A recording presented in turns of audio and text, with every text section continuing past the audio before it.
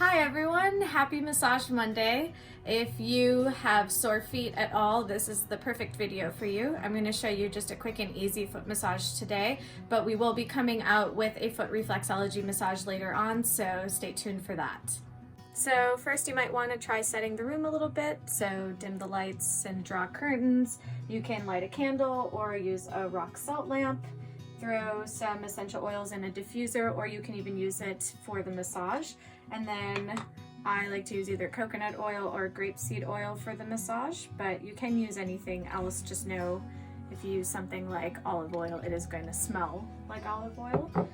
So you don't need too much. We've got the heel right here. It feels really nice to just use your hand here to scoop the heel and then just kind of do almost like a pinching motion inwards. And then the inner arc that you have right here, feels nice to get that thumb to just go along it. So I like to go like this. Sometimes if the person has really dry feet, you might need to try mixing a little bit of lotion with your oil to have it have a bit of a glide.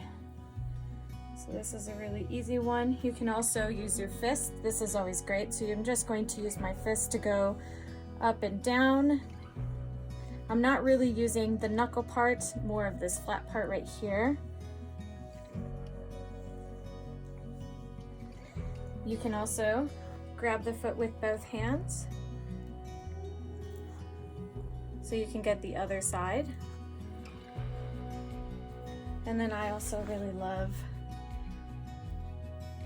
just kind of dividing these pads here. So I'm just using my thumb just to go in between all the different pads for all of your toes. I always think that feels really nice, or even just using your thumb to go along on top of the pads. That always feels really nice as well.